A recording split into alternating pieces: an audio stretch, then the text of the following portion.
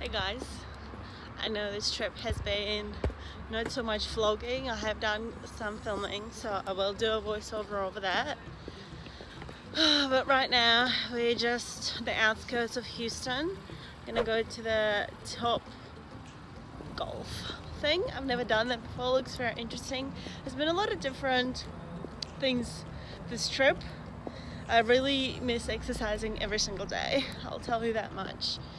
But what was good is that I was able to spend some time working on the videos and get quite a few of them out, so that was excellent.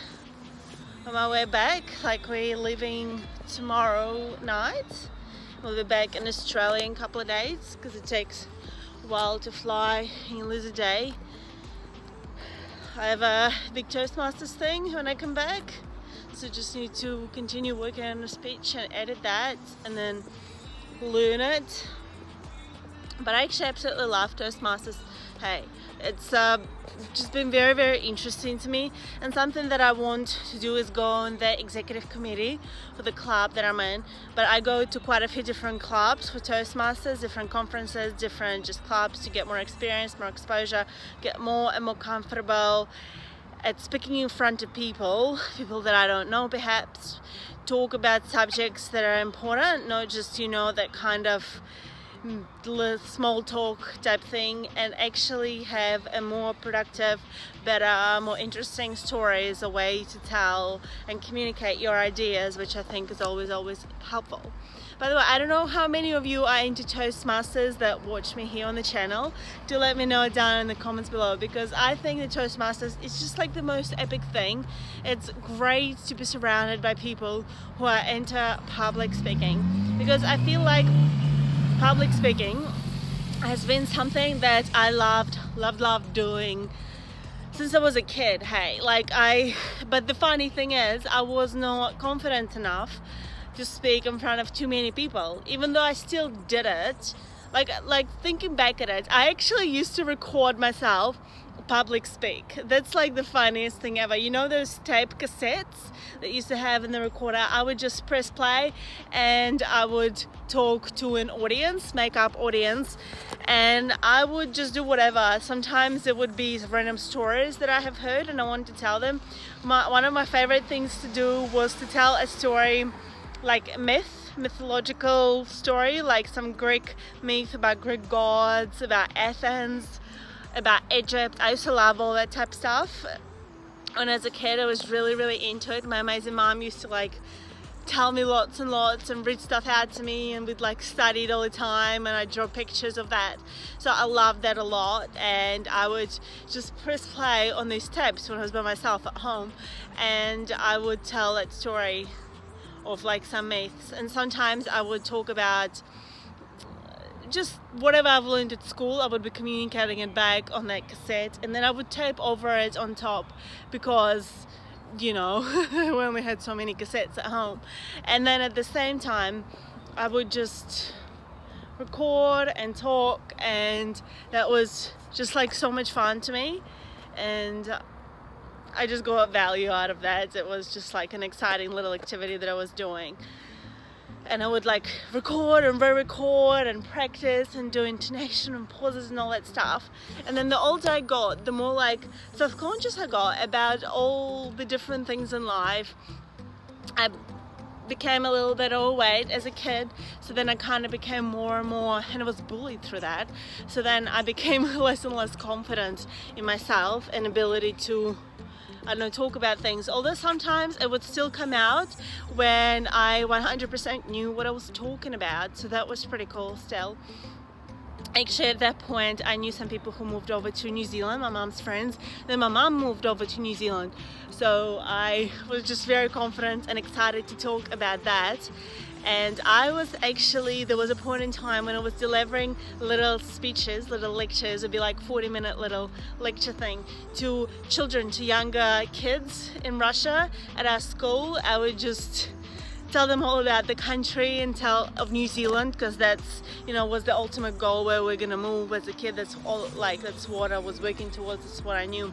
I also would practice speaking English as well, so that is actually like really cool to remember, even though, you know, the accent and then my knowledge of English back then was not as great. I would like do a little short segment on English and then most of it would be on Russian, just sharing my knowledge and showing little props.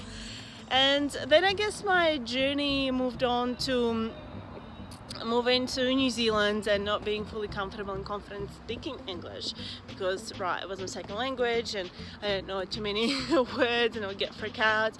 I remember there were a few times when there was a school assignment and I just, you know, I would speak very quietly and I would like really motivate and push myself to speak because, you know, I did enjoy that also, that like sort of thrill and exhilaration. And through my postgrad at university, then we're going into university, I've had some pretty good speeches at uni, like presentations for uni, technical and stuff like that. And the ones that I knew a lot about the subjects, they always went great. And I remember there was like one or two that were like a bit iffy because I put a lot of attention on some other subjects and I like, you know, you often have like something that you're really good at and something that you're not quite as good at. So went through that and then I moved over to Australia. I actually spoke at a couple of conferences as well during my postgrad after I'd finished my uni, my undergrad, and I did a postgrad which was a research subject and research topic, and then I went to a few conferences speaking about that, and that always actually went no, like one time it was not as great, not as confident and like as loud and as perfect as I wanted it to be, but it was pretty good still. And there were a few presentations I've delivered in Europe which just went pretty spectacular really, so I was really happy about that. And once I moved over to Australia and got my engineering job, there was a lot of push for speaking in front of people, talking about the subject obviously, and then there was a lot of client work.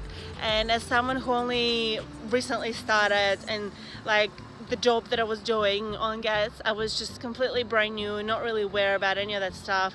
I didn't learn that at uni, I learned something very different.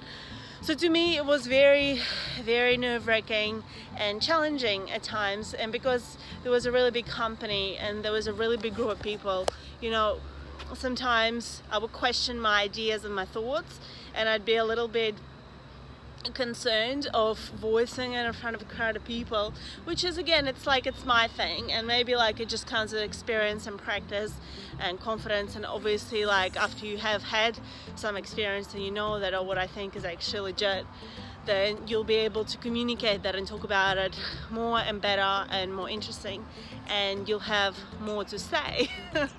So with that in mind, I decided to join Toastmasters, which I actually joined like a year after I thought I should join it. I've heard of it and I sort of vaguely heard of it before. I never really went to the extent. I was sort of like a little bit afraid what would happen. And now I've been doing it for a year and a half and it's freaking the best thing ever. I think everybody, like, I would 100% recommend it. Of course, different clubs, because there's so many people who want to learn how to do public speaking, how to do presentations, develop leadership skills, right? You can't always, you know, different people, different words, different strokes, different folks, right? So it is good to find a Toastmasters club that is suited to you in your area and to your personality as well, because I went to quite a few now and each one of them is different. Although I have thoroughly enjoyed each one of the clubs I went to, and there's plenty more that I can visit in the area in the Brisbane. There's a ton of these in Brisbane, but I know they're global. It's an international organization. You pay like literally $100, $120 every 6 months, which is not very much. You get like manuals, you get a training program, you get encouragement, you get feedback, you get a lot of evaluation, and I feel like it's been incredibly helpful for me.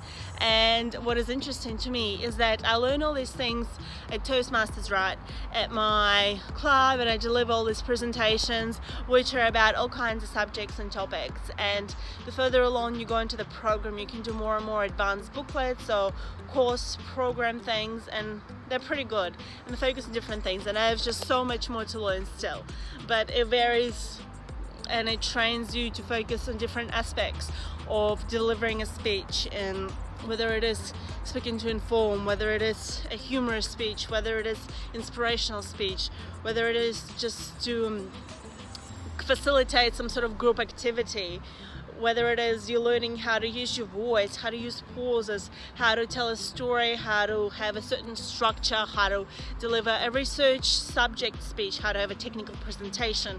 There's just like, list goes on and on and on, and it's not just like black and white. There's just so much more that you can do with it. There are short and long segments as well. There's a lot of spontaneous speaking, right, when you're not prepared, and what's the word?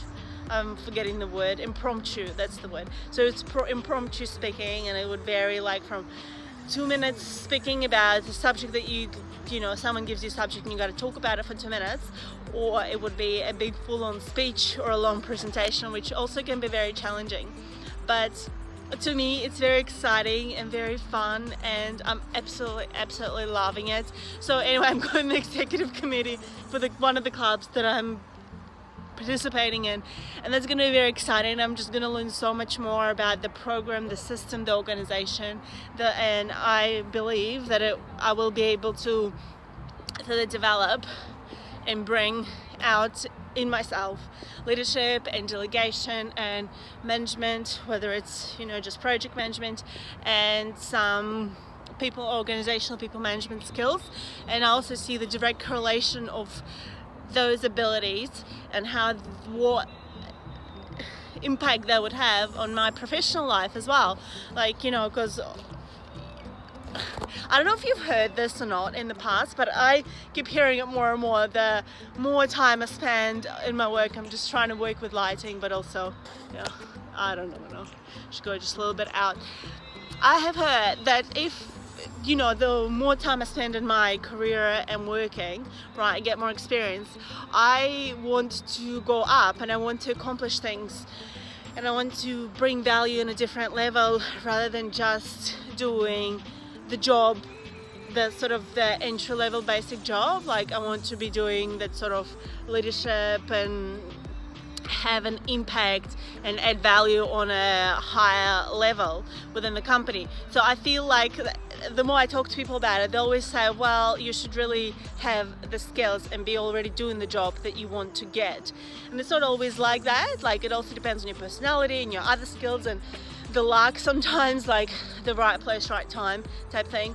But I feel like it's good to already work with yourself and develop the skills that you feel that you will need, or at least you can see with where you're at, that you will need for the job that you want in the future, right? So it's, you know, the whole management, project management, people management skills, delegation, leadership, just having a lot of things on your plate, but then fulfilling everything in an efficient, effective manner and being able to deliver good results. So I have great dreams, I have big goals, and I am just very excited. I'm being cold now. I'm very excited that I get to be part of that as well. Anyway, I gotta go back to the Top Golf thing, and we'll chat in a little bit. Hope you enjoyed my little Toastmasters. Let's do more public speaking. A little spill. See you soon.